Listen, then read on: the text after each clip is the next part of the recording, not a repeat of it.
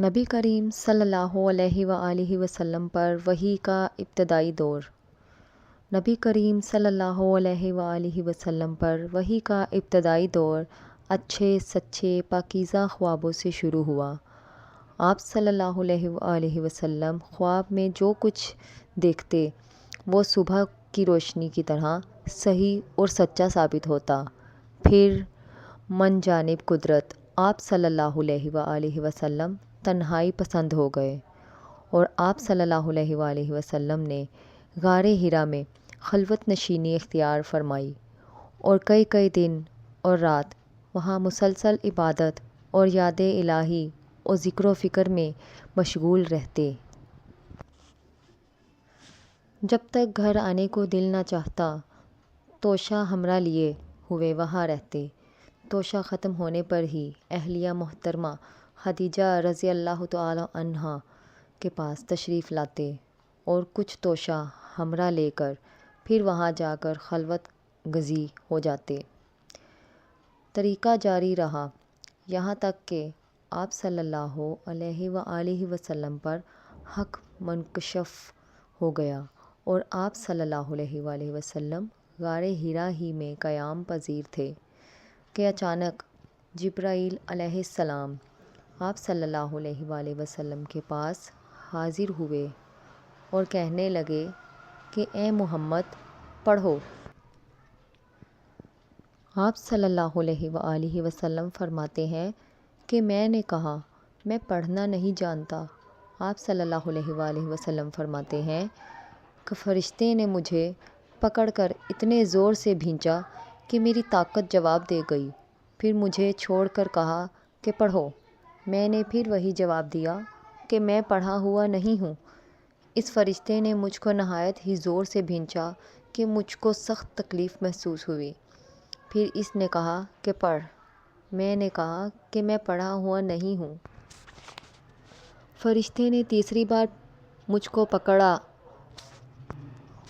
اور تیسری مرتبہ پھر مجھ کو بھینچا، پھر مجھے چھوڑ دیا اور کہنے لگا کہ پڑھو اپنے رب کے نام کی مدد سے جس نے پیدا کیا اور انسان کو خون کی پھٹکی سے بنایا، پڑھو، اور آپ کا رب بہت ہی مہربانیاں کرنے والا ہے۔ بس یہی آیتیں آپ صلی اللہ علیہ وآلہ وسلم جبرائیل علیہ السلام سے سن کر اس حال میں غار حرا سے واپس ہوئے کہ آپ صلی اللہ علیہ وآلہ وسلم کا دل اس انوکھے واقعہ سے کانپ رہا تھا۔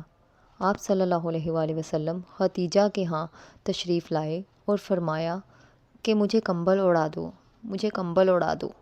لوگوں نے آپ صلی اللہ علیہ وآلہ وسلم کو کمبل اڑا دیا۔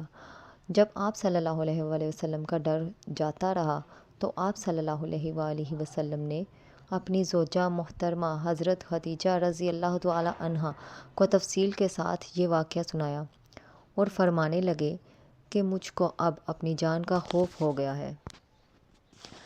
آپ صلی اللہ علیہ وآلہ وسلم کی اہلیہ محترمہ خدیجہ رضی اللہ تعالی عنہا نے آپ صلی اللہ علیہ وآلہ وسلم کی ڈھارس بندھائی اور کہا کہ آپ کا خیال صحیح نہیں ہے، خدا کی قسم آپ کو اللہ کبھی رسوا نہیں کرے گا۔ آپ تو اخلاق فاضلہ کے مالک ہیں، آپ تو کنبہ پرور ہیں، بے کسوں کا بوجھ اپنے سر پر رکھ لیتے ہیں، مفلسوں کے لیے آپ کماتے ہیں، مہمان نوازی میں آپ بے مثال ہیں، اور مشکل وقت میں آپ امر حق کا ساتھ دیتے ہیں۔ ایسے اوصاف حسنہ والا انسان یوں بے وقت ذلت خواری کی موت نہیں پا سکتا۔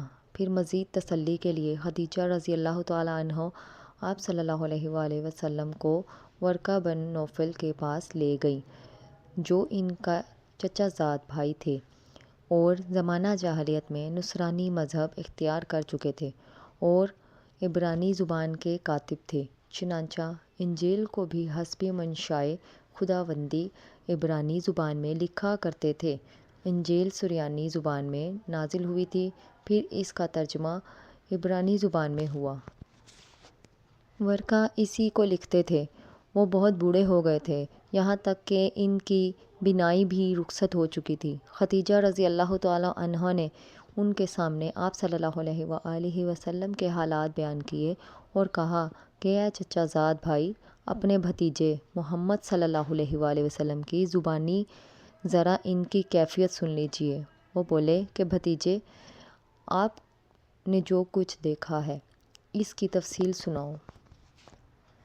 چنانچہ آپ صلی اللہ علیہ وآلہ وسلم نے از اول تا آخر پورا واقعہ سنایا، جسے سن کر ورقہ بے اختیار ہو کر بول اٹھے کہ یہ تو وہی ناموس و معزز ازدان فرشتہ ہے جسے اللہ نے موسیٰ علیہ السلام پر وحی دے کر بھیجا تھا۔ کاش میں آپ کے اس عہد نبوت کے شروع ہونے پر جوان عمر ہوتا، کاش میں اس وقت تک زندہ رہتا جب کہ آپ کی قوم آپ کو اس شہر سے نکال دے گی۔